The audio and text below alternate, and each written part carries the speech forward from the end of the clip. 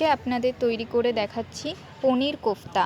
আগে থেকে গ্রেট করে রাখা পনির, তার মধ্যে দিয়ে দেবো বেসন, সামান্য পরিমাণ কর্নফ্লাওয়ার, পরিমাণ মতো নুন, হলুদ, গোলমরিচ গুঁড়ো, চিলি ফ্লেক্স, লঙ্কা কুচি, ধনেপাতা কুচি ভালো করে মিক্স করে নেব। চাইলে এখানে আপনারা আপনাদের পছন্দের মতন শেপ দিয়ে নিতে পারেন। আমি এখানে রাউন্ড শেপ দিয়ে নিয়েছি। এইভাবে প্রত্যেকটা রাউন্ড করে নেব। দেখুন বন্ধুরা, কত সুন্দর দেখতে হয়েছে। কড়াইতে দিয়ে দেব সাদা তেল। তেল গরম হয়ে গেলে এর মধ্যে এক এক করে দিয়ে দেব পনিরের কোফতাগুলো। এবার লো ফ্লেমে বাদামি রং হওয়া পর্যন্ত ভালো করে ভেজে নেব। কড়াইতে দিয়ে দেব সাদা তেল, ফোড়নে দেব তেজপাতা, গোটা এলাচ।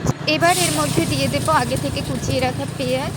এটাকে হালকা ভেজে নেব যতক্ষণ না রং বাদামি হচ্ছে। এবার এর মধ্যে দিয়ে দেব টমেটো কুচি, দেব আদা বাটা।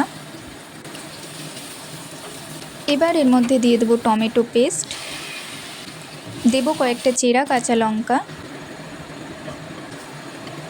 দিয়ে দেব স্বাদ মতন নুন, হলুদ গুঁড়ো, জিরে গুঁড়ো দিয়ে সামান্য পরিমাণে মশলাটাকে কষিয়ে নেব। এবার এর মধ্যে দিয়ে দেব উষ্ণ গরম জল, আপনারা চাইলে নর্মাল জলও ইউজ করতে পারেন।